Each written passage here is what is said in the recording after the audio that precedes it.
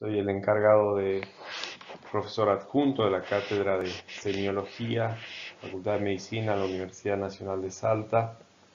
Y en el día de hoy les voy a hablar de la semiología vascular periférica. Podemos dividir a la semiología vascular periférica en tres aspectos: la parte arterial, la parte venosa y, más rara, la parte vascular linfática.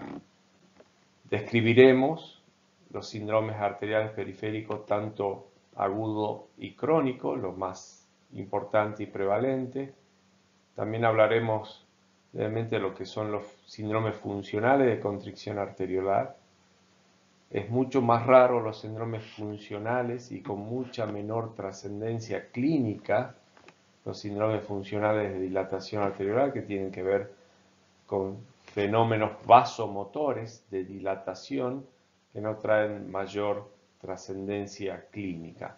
Los síndromes de compresión arteriales periféricas, que tienen que ver por lo general con anomalías anatómicas que generan compresión a nivel de los distintos ramos o troncos arteriales, y los síndromes venosos, en los cuales veremos las varices, la trombosis venosa sobre todo profunda.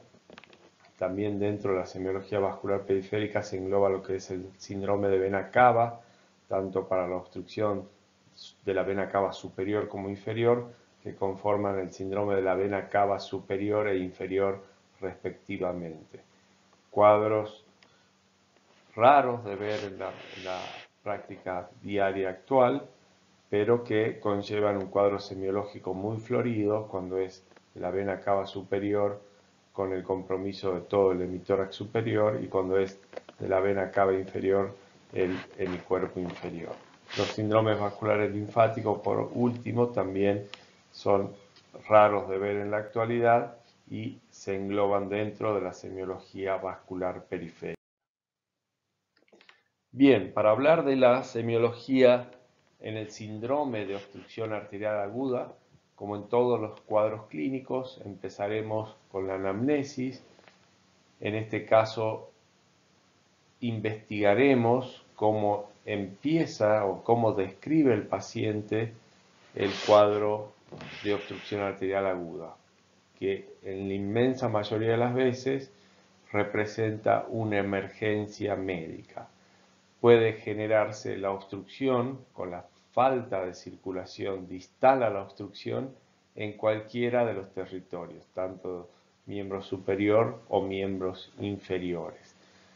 La mayor parte de las veces puede deberse a un proceso de ateroesclerosis que genera una trombosis sobreimpuesta con la oclusión total del vaso y la falta de irrigación en el territorio distal, o puede ser secundario también a una embolia. Embolia que puede originarse, por ejemplo, en un cuadro de fibrilación auricular o en una paciente que tenga una estenosis mitral y que de esta manera, sumada a la fibrilación auricular, puede generar trombos en la aurícula o en la orejuela izquierda y migrar hacia distintas partes de la economía o el territorio vascular del paciente, generando una obstrucción. Entonces, son cuadros de presentación aguda, súbita, que van a generar dolor e impotencia funcional en el paciente, en el miembro afectado. El examen físico general, a continuación veremos un paciente compungido con facie de dolor por la extrema gravedad del problema, y nos vamos a abocar al examen físico especial y segmentario del miembro comprometido. Vamos a ver cómo está la piel, la temperatura. Vamos a evaluar la parte neurológica del miembro afectado y también vamos a explorar la falta de pulsos y el relleno capilar en el método, en el miembro afectado. Los métodos complementarios que vamos a emplear en el síndrome de obstrucción arterial, por lo general el primero y más a mano es la ecografía Doppler arterial.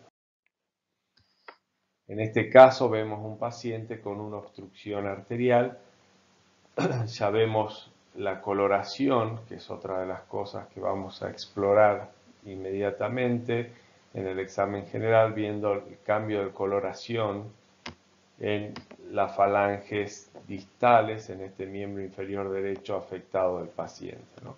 Dependiendo del tiempo de evolución, vamos a tener distintos tipos de coloración en la piel del paciente.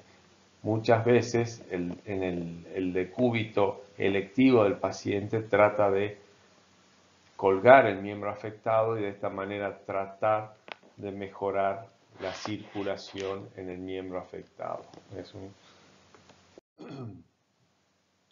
Como les decía, la obstrucción arterial aguda puede ocurrir en cualquiera de los miembros, ya sea en el miembro superior, como vemos en este gráfico en el ejemplo, el miembro superior izquierdo, o también puede ser en un miembro inferior, en este caso por obstrucción de la arteria poplitea en la pierna derecha. Entonces, lo que vamos a encontrar es palidez, frialdad, y cuando vamos a ver no tiene pulso el paciente, ¿no? Vamos a explorar, como les decía al comienzo, en la inspección, la coloración para darnos cuenta de la palidez que tiene este paciente cuando se le ocluyó la arteria poplitea en la pierna izquierda, ¿no? Claramente la diferencia de coloración, y seguramente si con el dorso de la mano exploramos la temperatura de este miembro, nos vamos a dar cuenta que la temperatura está disminuida en relación contra el miembro contralateral. Entonces exploramos el paciente desde la postura, vemos luego el examen físico segmentario en el miembro afectado, en el que vamos a encontrar, como remarca acá el esquema, el miembro pálido con diferencia franca de temperatura y ausencia de pulsos distales. Estos ya son casos extremos, como le comentaba al comienzo, son por lo general urgencias médicas en que uno debe acudir rápidamente. ¿Por qué? Porque el tejido con falta de irrigación en el tiempo puede llevar a una necrosis o gangrena, en este caso seca o húmeda respectivamente, según el tiempo de evolución y la colonización posterior por distintas bacterias que puede llegar a generar la putrefacción del tejido necrótico o no viable distal a la obstrucción de las arterias. ¿Cómo categorizamos el riesgo en pacientes con isquemias agudas? Básicamente con dos elementos semiológicos: la presencia o ausencia de discriminación sensorial y el déficit motor, si está o no está. Así tenemos tres categorías.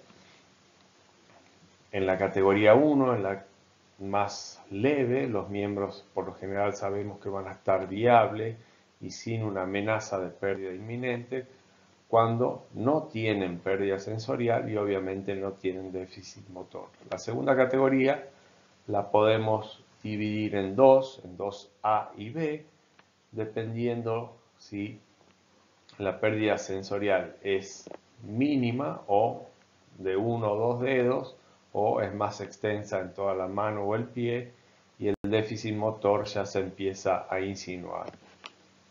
Y decimos que es de categoría 3, ya con un daño mucho más avanzado y irreversible, cuando hay ya pérdida sensorial total, hay anestesia en el miembro comprometido y imposibilidad motor, un déficit motor muy avanzado con parálisis o directamente rigor o rigidez en el miembro afectado. Vamos a pasar ahora a hablar del síndrome de obstrucción arterial crónica. También vamos a seguir los pasos generales para todos los síndromes. Vamos a empezar con la anamnesis. En este caso vamos a enfocarnos o focalizarnos en los factores que conocemos como factores de riesgo cardiovascular, que son aquellos que llevan a la producción de aterosclerosis, que es la principal causa de obstrucción arterial crónica en los pacientes. ¿no? Entonces vamos a empezar nuestra anamnesis preguntando sobre los factores de riesgo cardiovascular que van a llevar a que un paciente presente aterosclerosis. Vamos a hacer el examen físico general para controlar a este paciente, por ejemplo, su presencia o ausencia de hipertensión arterial. Vamos a ver el peso del paciente para ver si es obeso o no, que es otro de los factores de riesgo, como ya vamos a ver, y luego nos vamos a abocar al examen físico especial y segmentario, y de vuelta en este cuadro, en los métodos complementarios, empezamos por los de menor complejidad, que son el Doppler, el estudio Doppler color, el índice tobillo-brazo, que es muy fácil de realizar, y luego avanzamos hasta tener la angiografía, que es el método estándar de oro, o sea, es el patrón oro para el diagnóstico de esta enfermedad vascular, y con el cual nos podemos tomar determinación para ver cuál va a ser la conducta clínica y quirúrgica muchas veces en estos pacientes. La angiografía hoy por hoy también la podemos hacer con métodos no invasivos,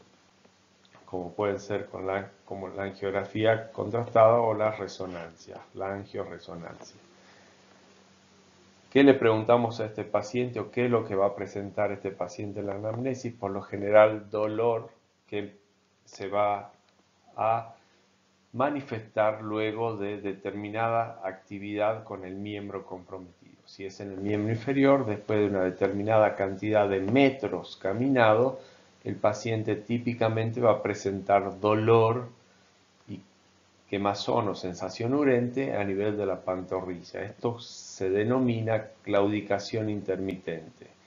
Clásicamente se llamaba síndrome de los miradores de vidriera porque los pacientes caminaban determinada cantidad de metros y tenían que parar o entrar en reposo hasta que, le permitía que pasaba el dolor en la pantorrilla y luego volvían a reiniciar la marcha.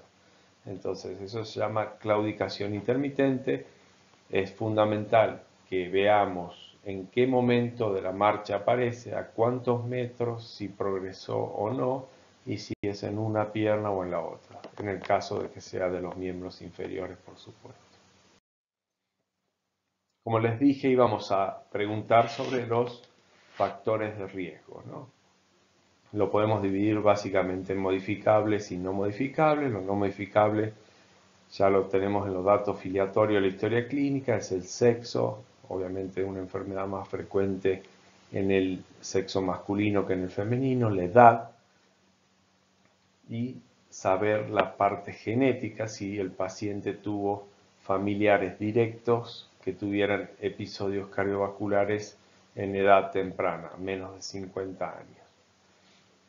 Y aquellos que conocemos como modificables, tenemos la presencia de alteración en el perfil lipídico, dislipemia, elevación de colesterol y triglicéridos, la hipertensión arterial, el tabaquismo y la diabetes. Estos dos son los que más peso tienen, el tabaco y la diabetes, en el desarrollo sobre todo de patología vascular periférica. También acá podemos englobar lo que se conoce como sobrepeso, inactividad física y el consumo de dieta aterogénica, dieta no saludable. Esos son los factores de riesgo si lo dividimos no modificable o modificable. Otra manera también de clasificarlos es como los clásicos: tabaco, hipertensión, dislipidemia con colesterol total, LDL elevado, fracción HDL colesterol o fracción conocido vulgarmente como colesterol bueno, bajo, la diabetes y la edad avanzada. Los nuevos factores de riesgo podemos clasificar dentro de este grupo al aumento de triglicéridos, la presencia de partículas pequeñas y densas de LDL, que son los Very Low Density Lipoprotein o VLDL, la homocisteína, el fibrinógeno, el TPA, el inhibidor del plasminógeno, la proteína C reactiva elevada, la P-selectina y CAM, un polimorfismo al gen de la enzima convertidora de angiotensina y la presencia de lipoproteína A. Todo esto, muchos de los pacientes que vamos a tener en la consulta van a desconocer todos estos factores que luego después en el examen clínico de nuestros pacientes se lo vamos a pedir y lo vamos a analizar cuando lo que observemos en nuestros pacientes no sean explicados por los factores de riesgo clásicos. Iremos también a investigar otros factores de riesgo o estos nuevos factores de riesgo cardiovascular. Dijimos que lo que manifiesta el paciente es dolor al realizar una actividad, ya sea con el miembro inferior o el miembro superior, según donde se produzca la obstrucción arterial. En el caso del miembro inferior, vamos a tener que el paciente va a ser el mirador de vidriera, el que claudica, el que camina determinada cantidad de metros y tiene que parar por el dolor que le genera impotencia funcional. Entonces, acá tenemos las 6 categorías de la clasificación de Rutherford, en el que tenemos desde el 0, el paciente asintomático, hasta la categoría 6, en que el paciente tiene prácticamente impotencia funcional por el dolor en reposo y además tiene ya pérdida de tejido, ¿no? Otra de las cosas que vamos a explorar en estos pacientes cuando lo veamos es las características de la piel y fanegas. Según la cantidad de metros que camine, por eso siempre en el interrogatorio vamos a preguntar cuánto camina, vamos a tener la clasificación de Fontaine en 4 grados de severidad, ¿no? El estadio 1, cuando encontramos placas con distintos métodos, por ejemplo con el Doppler, como decía, pero que el paciente está totalmente asintomático y tiene ya un índice tobillo-brazo comprometido. Estadio 2 ya presenta claudicación intermitente, 2A y 2B, independiente que sea mayor o menor a 150 metros la claudicación. Estadio 3, dolor en reposo. Y estadio 4, ya cuando el paciente presenta signos de necrosis tisular en distintas partes de su organismo comprometido por la isquemia. Esas son las causas generalmente ateroscleróticas o relacionadas, como les dije, con los factores de riesgo que van a generar placa de aterosclerosis y posterior obstrucción. Tenemos otras causas no ateroscleróticas que van a generar obstrucción arterial, como son la ateroembolia, son pequeñas partículas de una placa que migran y obstruyen distalmente, fenómenos vasculísticos, compresión extravascular, compresión de la arteria poplitea por cualquier otro elemento externo, quistes que se pueden formar en la adventicia, displasia fibromuscular, enfermedad más frecuente en mujeres, que va a generar obstrucción progresiva, claudicación venosa y la miositis como causas de dolor en esfuerzo en miembros inferiores de causa no aterosclerótica. Una maniobra clásica cuando vamos a explorar el paciente en el que lo ponemos al miembro, elevamos el miembro y vamos a ver el compromiso luego al bajar del relleno capilar. Maniobra de Krueger que la podemos sensibilizar haciendo que el paciente cuando eleva el miembro lo movilice, ¿no? Haga flexo-extensión de la articulación del tobillo. Entonces vamos a explorar de esta manera la falta, vamos a ver o vamos a poner de manifiesto la falta de irrigación en el miembro, ¿no? Primero lo hacemos con el miembro izquierdo y luego el derecho, o con ambos miembros. En el miembro superior, en las manos, podemos hacer un test que se conoce como test de Allen para ver el circuito arterial que viene por la cubital y la radial, si recuerdan la anatomía normal, y de esta manera vamos a ver si hay o no hay un compromiso vascular a nivel arterial o radial en el miembro superior. ¿Cómo hacemos el test de Allen? hacemos que el paciente primero abra y cierra la mano y luego la comprima con fuerza y nosotros vamos a comprimir con nuestros pulgares las arterias cubital y radial del paciente. Luego liberamos, vamos a liberar inicialmente, vamos a explorar el lado radial y luego el cubital, pero primero liberamos el radial manteniendo presionado el cubital y vamos a ver en cuántos segundos tenemos un relleno capilar normal.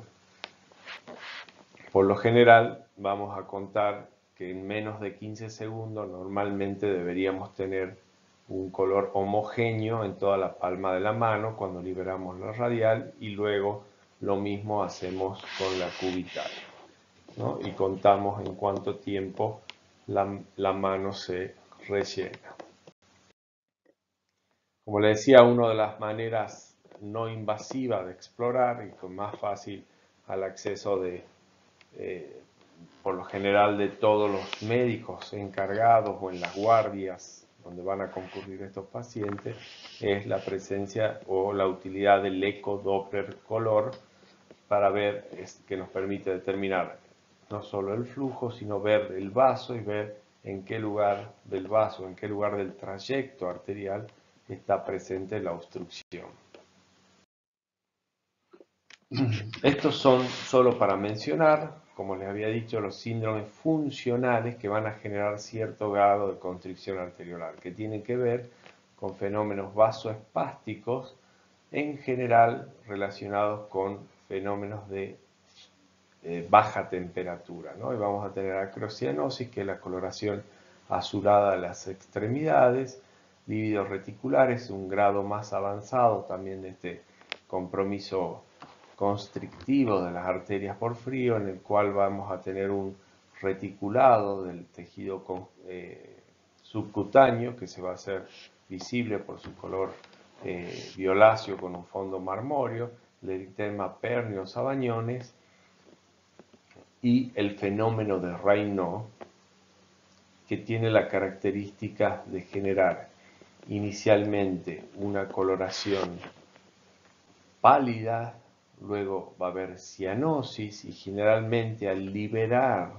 la obstrucción que generó la palidez y cianosis, vamos a tener la coloración rojiza del eritema que se genera por la vasodilatación final al proceso vasoespástico inicial. Entonces vamos a tener este cambio de coloración que va a ir desde el blanco al azulado de la cianosis hasta el rojo del eritema posterior a la vasodilatación final. Este fenómeno de Raynaud puede acompañar a distintas enfermedades severas, muchas de ellas enfermedades del tejido conectivo, como el lupus, y también en otros cuadros como la hipertensión pulmonar. Vamos a pasar a la parte venosa. Ya hemos visto los cuadros arteriales más periféricos más importantes. Vamos a hablar ahora de la parte venosa. Vamos a ver las varices, vamos a preguntarles también a nuestros pacientes el motivo de consulta. Vamos a ver en la anamnesis de estos pacientes se van a quejar por molestias y pesadez, sobre todo en miembros inferiores. Las varices son, como sabemos, dilataciones de los vasos venosos que pueden aparecer en cualquier parte del organismo, ¿no? En miembros inferiores lo que más conocemos, las varices de los miembros inferiores, pero también sepamos que puede haber dilatación del tejido venoso del epidídimo, generando también a nivel de la parte distal del recto, generando las hemorroides. Entonces vamos a preguntar, dependiendo en dónde sea el dolor o la molestia, el cuadro clínico que va a presentar nuestro paciente. Vamos a explorarlo general y luego vamos a ir al examen físico, como siempre, especial segmentario, y también vamos a emplear métodos complementarios para estudiar a nuestros pacientes. Por lo general, como les decía, las varices se refieren al problema que aparece por la dilatación venosa en los miembros inferiores. Pero reconozcamos que también puede aparecer dilatación venosa en cualquier otro sistema o miembro de nuestro organismo, ¿no? Entonces acá tenemos dilataciones venosas tortuosas, tanto, ¿no? Y acá vamos a describir entonces que estos pacientes, por lo general, además de la alteración anatómica que genera y el problema estético en las mujeres, por lo general a la noche van a tener problemas de pesadez y dolor y molestias en miembros. Cuando este proceso se produce y genera cronicidad, vamos a tener alteraciones de nutrición y trofismo en la piel hasta llegar a los estadios mucho más avanzados con úlceras y un síndrome postrombótico o posflevítico con cambio de coloración en la piel y alteraciones pigmentarias relacionadas con los trastornos venosos crónicos en estos pacientes. La trombosis venosa profunda, por lo general, son procesos también que generan cierta premura en la atención porque pueden estar relacionados con cuadros graves de salud. Vamos a preguntar en nuestro paciente, el curso el motivo de consulta, por lo general va a ser un dolor de inicio súbito en el miembro que está comprometido con la trombosis, y en ello vamos a buscar, en nuestra anamnesis, en nuestra investigación, vamos a buscar todos aquellos fenómenos que estén relacionados con los procesos que pueden llevar a generar una trombosis venosa. Vamos a explorar al paciente, también va a tener un compromiso del estado general, sobre todo por el dolor generado por la trombosis, dependiendo obviamente en dónde se genere, en todo territorio que pueda haber venas, como vimos que se generan varices, también en todos estos territorios también puede haber trombosis. El examen físico especial, determinado en el miembro en donde se generó la trombosis, que va a estar mucho más turgente, sensible y doloroso, y vamos a hacer algunas exploraciones semiológicas específicas, y el método complementario en el que nos vamos a apoyar para el diagnóstico por lo general es el ecodoppler vascular periférico corono. Estos son los que les decía, los factores de riesgo que nosotros vamos a preguntar en nuestra anamnesis para poder empezar a integrar un síndrome de trombosis y acercar nuestra certeza diagnóstica sabiendo qué probabilidad tiene de tener una trombosis venosa. Entonces, vamos a tener datos filiatorios que lo tenemos al comienzo de nuestra historia, que nos va a ayudar a pensar cuando estamos frente a pacientes mayores a 40 años, cuando nos dice que viene de una inmovilización prolongada, ya sea por causa traumatológica, quirúrgica o por un viaje de más de 12 horas, por ejemplo, o que el paciente se movilice poco, que esté mucho tiempo en cama, la presencia de trombosis venosa profundas previas, que la presencia de insuficiencia venosa crónica o de varices, que una mujer esté cursando su embarazo o el posparto inmediato, son también factores de riesgo porque la presencia del útero gravídico genera compromiso y éstasis de las venas pelvianas, con lo cual se aumenta la presión venosa en las venas de los miembros inferiores, generando éxtasis sanguíneo y posibilidad de trombosis, ¿no? La presencia de traumatismo y obesidad, y como les decía al comienzo, viajes prolongados están dentro de lo que conocemos factores de riesgo generales. Vamos a preguntar si toman algunos medicamentos estos pacientes. Sabemos que los anticonceptivos En las mujeres, el tratamiento hormonal sustitutivo, el uso de tamoxifeno y la quimioterapia son elementos que pueden estar relacionados con mayor riesgo a hacer trombosis venosa. Y los asociados a cirugía, por lo general las cirugías ortopédicas, hoy por hoy la mayor parte de las cirugías se acompañan de profilaxis para trombosis venosa, ya sea con métodos farmacológicos o no farmacológicos, o sea, se trata de prevenir en toda cirugía, sobre todo en las cirugías ortopédicas y en cirugías mayor, ¿no? Sobre todo abdominal, neuroquirúrgica y las pélvicas. Y la presencia de trombosis asociadas a catéteres, sobre todo catéteres venosos centrales. Esto es parte de la exploración semiológica específica. Vamos a medir los miembros. El miembro comprometido por lo general por la éstasis sanguínea va a estar mucho más dilatado. Vamos a encontrar una diferencia en centímetros entre el miembro comprometido y no comprometido.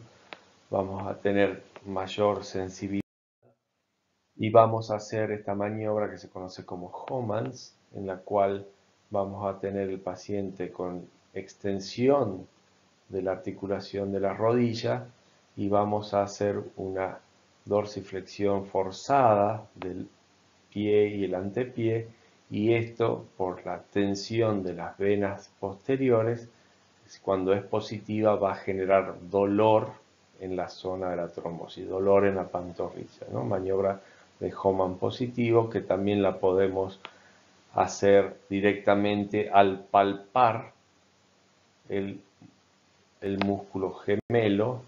Directamente puede generar dolor espontáneo y ser también considerado como Homans positivo. Algunas palabras del linfedema, como les dije al comienzo, al describir los distintos síndromes e integración sindromática, vimos que el linfedema es un proceso también descrito dentro de lo que son los síndromes vasculares periféricos, hoy por hoy más raros de ver.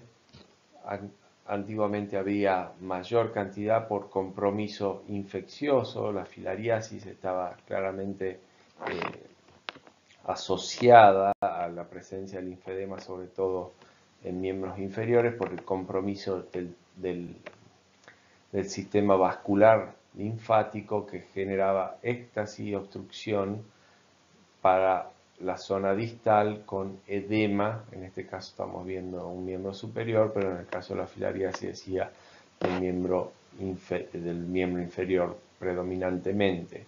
Otra de las causas que generan obstrucciones al tejido linfático puede ser el uso de quimioterapia, la presencia de patologías, sobre todo neoplásicas o infecciosas, con compromiso del tejido ganglionar linfático, que iba a generar aumento de la presión de drenado distal con presencia de este edema blando de características más duras y pálido, ¿no? Estas son las características del edema, del linfedema, como seguramente hemos visto ya en la clase de síntomas generales y edema.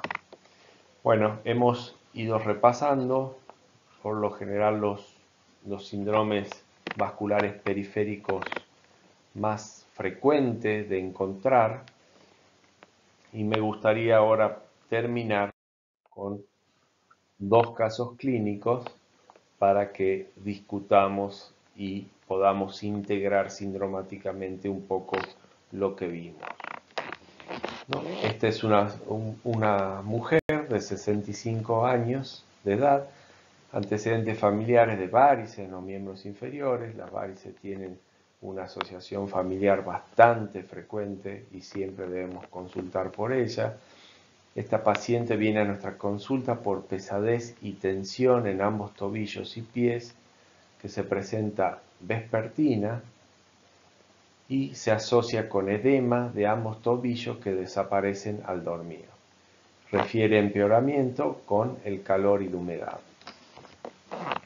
Bueno, tenemos entonces una mujer adulta, 65 años, que viene a nuestra consulta por pesadez y tensión en miembros inferiores. Tiene antecedentes familiares de varices. Entonces, ¿cómo definimos los síntomas de la paciente y el edema vespertino? ¿Cómo los relacionamos? Bueno, impresiona ser todos relacionados con síntomas varicosos. Tenemos los antecedentes, no solo el motivo de consulta, sino también, como les decía, tenemos antecedentes familiares de las pacientes con varices. Los síntomas se presentan ante el calor y la humedad, lo cual genera peor condición por la vasodilatación que generan. Entonces, todos los síntomas relacionados con las varices van a estar incrementados o empeorados, ¿no? Con todo lo que genere vasodilatación. Y el edema vespertino, que desaparece o mejora con el dormir y al amanecer, tiene que ver con el tiempo que pasa el paciente que sufre de edema, que sufre de varices de pie durante el transcurso del día, se va agravando con el paso de las horas hasta ser de máxima tensión durante la parte vespertina del día, y cuando el paciente se pone en decúbito con los pies en alto, ese tejido se reabsorbe y a la mañana siguiente el paciente nota los tobillos deshinchados. ¿Qué buscaríamos en el examen físico de este paciente y qué maniobras realizaría para avalar el diagnóstico? Por lo general veríamos el paciente con las típicas dilataciones varicosas, como hemos visto en nuestra clase de hoy, con las fotos en las que hemos mostrado ejemplos de lo que son las varices en miembros inferiores. Trataríamos de ver la insuficiencia que puede haber en el callado de la safena, tanto interna o externa, con lo cual corroboraríamos nuestra interpretación diagnóstica inicial del síndrome varicoso. Y el método complementario de primera elección para definir el pronóstico de la conducta sería obviamente el ecodoppler color venoso de ambos miembros inferiores, que nos permitirá ver la presencia o ausencia de estas varices y evaluar la suficiencia o insuficiencia de las distintas safenas o de los vasos comunicantes entre el sistema venoso superficial y profundo. Obviamente también descartaríamos con las maniobras de Hohmann que no tenga este paciente una trombosis venosa profunda asociada a este cuadro varicoso. Recuerden que la presencia de varices, cuando vemos este paciente, le confiere también un factor de riesgo extra para hacer trombosis venosa. Vamos a pasar entonces al próximo caso clínico.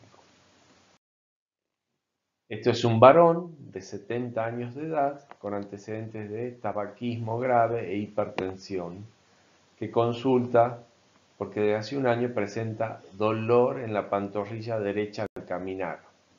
En los últimos meses tiene que detenerse y descansar 2 minutos cada 150 metros para luego reiniciar la marcha. Nota además frialdad del pie y parestesias nocturnas plantares. Bueno, tenemos un varón, ya el varón, como vimos, el sexo, por lo general, la enfermedad aterosclerótica, a más temprana edad, no tanto a los 70, pero a más temprana edad, es predominantemente más frecuente en varones que en mujeres, tiene factores de riesgo conocidos, un modificable como es el tabaquismo y otro también modificable como es la hipertensión. Le había dicho que los dos más importantes para evaluar cuando estamos pensando en la enfermedad vascular periférica es la diabetes y el tabaquismo. Este además es 70 años, hipertenso y consulta por dolor en la pantorrilla derecha al caminar. Esto se llama claudicación, síndrome de claudicación intermitente al caminar. Entonces, hemos preguntado camina, vemos que camina aproximadamente cada 150 metros, necesita descansar, o sea, mirar la vidriera, como decíamos, síndrome del mirador de vidriera, 2 minutos para luego reiniciar la marcha. O sea, es una clara descripción, una típica descripción de la claudicación intermitente vascular del miembro inferior. Recuerden que vimos que hay otras maneras de dolor, otras causas de dolor en miembros inferiores no relacionadas con arteriosclerosis. Entonces, si la tenemos que clasificar, sería un estadio 2, justo en la mitad de la clasificación entre A y B, porque claudica justo a 150 metros. Además, el paciente nota que ese pie está más frío y tiene parestesias nocturnas a la noche. Un poco ya con el interrogatorio, lo que pudimos evaluar en nuestros pacientes, ya nos acercamos bastante al diagnóstico según lo que vimos en nuestra clase, ¿no? El síntoma de presentación hemos dicho que es claudicación intermitente. ¿Cuándo claudica? A 150 metros. ¿Qué miembro claudica? El miembro inferior derecho. Claudicación intermitente del miembro inferior derecho. Le haríamos la maniobra de Breuer, sensibilizado no de Adams, como hemos visto en nuestra camilla. Al elevar el miembro inferior derecho, veríamos la frialdad y la falta de relleno del miembro inferior derecho puesto en manifiesto al elevar el miembro. Entonces, en el examen físico, además, obviamente, iríamos en busca de los pulsos, exploraríamos también auscultatoriamente la presencia de soplos o no en la pelvis y en la ingle, sobre todo del lado derecho, y veríamos en la piel si tiene o no tiene lesiones tróficas de la piel y las faneras. Impresiona no ser, porque este paciente no tiene claudicación en reposo, ¿no? Todavía puede ser fácil de caminar, pero de todos modos es algo que siempre debemos ver, ¿no? La piel y las faneras y la temperatura de ese miembro afectado por la obstrucción arterial. ¿Qué examen complementario inicial solicitaríamos y con qué fin? Por lo general le pediríamos un Doppler a este paciente, un ecodoppler color arterial, para ver en qué lugar está la obstrucción, y además con este método nos permite, nos da la información del índice tobillo-brazo, lo cual es un elemento diagnóstico y además pronóstico que nos permite estratificar a nuestro paciente y poder definir una conducta posterior. ¿Qué otro método podemos implementar en este paciente? De continuar sintomático o de haber progresado, podemos ir directamente al gol estándar, como les comenté en el desarrollo de nuestra clase, que es la arteriografía. La arteriografía por cateterismo, o también puede ser hoy por hoy la arteriografía conseguida con métodos no invasivos como la tomografía o la angiografía por resonancia, la angioresonancia.